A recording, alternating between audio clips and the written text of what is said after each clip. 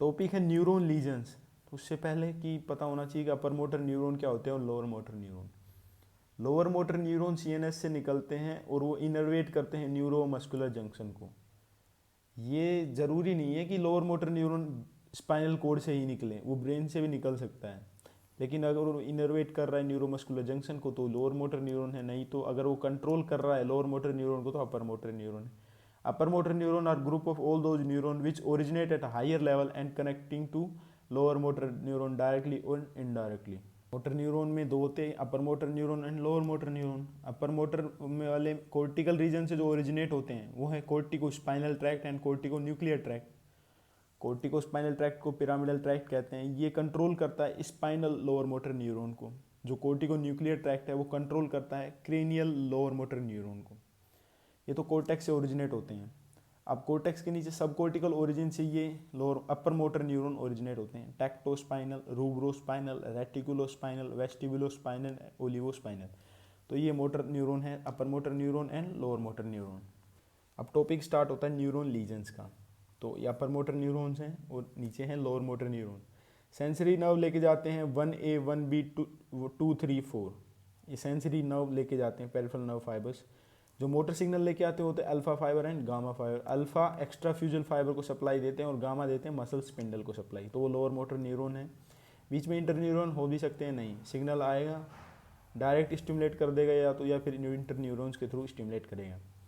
तो अगर इनमें लीजन हुआ है तो अपर मोटर न्यूरॉन लीजन, और अगर इनमें लीजन हुआ है तो लोअर मोटर न्यूरॉन। अब समझेंगे कि उनमें क्या क्या डिफरेंस होता है।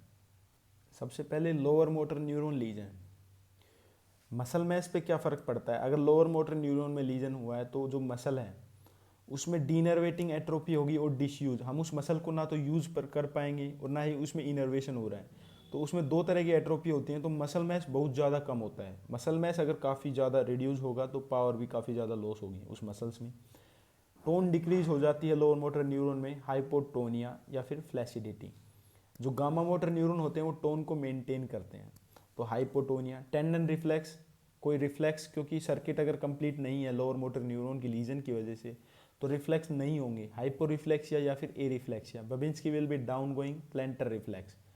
लोअर मोटर न्यूरॉन में मैस मसल मैस काफ़ी ज़्यादा डिक्रीज होता है तो उसकी वजह से पावर भी काफ़ी ज़्यादा डिक्रीज हो जाती है। मसल टोन डिक्रीज होगी, हाइपोटोनिया। टेंडन रिफ्लेक्स डिक्रीज होंगे, हाइपो रिफ्लेक्स या बबिन्स्की विल भी डाउन गोइंग। तो सिंपल है, लोअर मोटर न्यूरॉन को याद रख सकते हैं, सब कुछ कम हो जाएगा। मसल मैस भी कम, पावर भी कम, मसल टोन कम, हाइपोटोनिया या फिर फ्लैसिडिटी, टेंडन कम, टेंडन रिफ्लेक्स कम, हाइपो रिफ्लेक्स या ए रिफ्लेक्स या बबिन्स्की विल भी डाउन। अब समझते हैं अपर मोटर न्यूरॉन लीजन। अपर मोटर न्यूरॉन का अगर लीजन हुआ है तो मसल मैस इंक्रीज होगा, इंक्रीज नहीं होगा, हो तो डिक्रीज रहा है। ये इंक्रीज अपन डिस्कस कर रहे हैं in reference to lower motor neuron lesion, उससे तो ज़्यादा ही होगा। तो ये इंक्रीज का साइन लोअर मोटर न्यूरॉन के कंपेरिजन में है, ना कि लॉस तो इसमें भी होगा। मसल मैस 20% लॉस होती है अपर मोटर न्यूरॉन लीजन में। क्यों? हम उस मसल को यूज़ नहीं कर पाएंगे, डिसयूज एट्रोफी होगी उसमें। लेकिन उसका जो सर्किट है वो मसल्स इनर्वेट हो रही है, लोअर मोटर न्यूरॉन तो इंटैक्ट हैं, तो डीनर्वेटिंग एट्रोफी नहीं होगी, डिसयूज एट्रोफी होगी। तो मसल मैस इंक्रीज हो जाएगी, पावर इंक्रीज हो जाएगी, slight loss of power, tone बढ़ जाएगी। इंपॉर्टेंट पॉइंट अपर मोटर न्यूरॉन में यही है कि टोन बढ़ जाएगी। क्यों बढ़ेगी? क्योंकि गामा मोटर न्यूरॉन टोन को मेंटेन करते हैं, अपर मोटर न्यूरॉन इनहिबिटरी हैं लोअर मोटर न्यूरॉन पे। तो जो अपर मोटर न्यूरॉन का लीजन होता है तो लोअर मोटर न्यूरॉन ओवरफायर करते हैं, अल्फा और गामा मोटर न्यूरॉन ओवरफायर करते हैं, इससे टोन बढ़ जाती है, हाइपरटोनिया और रिजिडिटी। टेंडन रिफ्लेक्स भी बढ़ जाएंगे, hyperreflexia. Babinski will be upgoing dorsiflexion.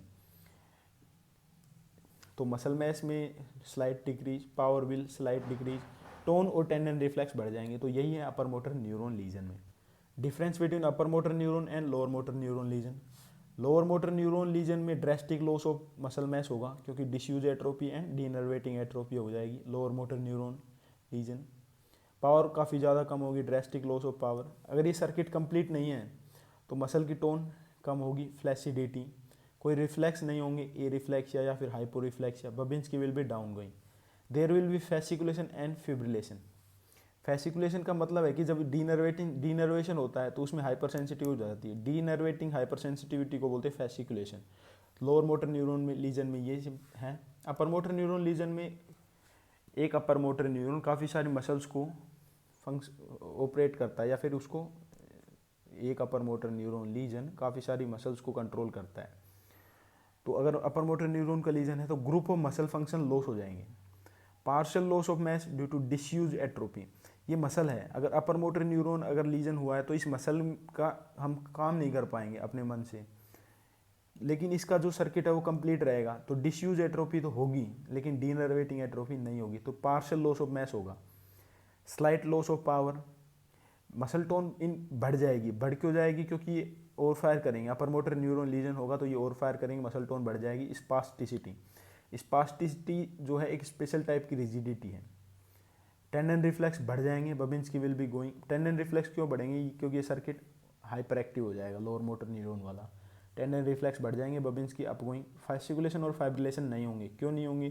क्योंकि यहाँ पे डीनर्वेशन नहीं हो रहा। अगर डीनर्वेशन होता तो इसमें क्या होता है, हाइपर सेंसिटिविटी हो जाती, तो उसको बोलते हैं फैसिकुलेशन।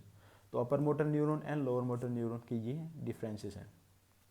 रिजिडिटी, टाइप्स ऑफ रिजिडिटी या फिर hypertonia. Spasticity, spasticity is a special type of rigidity.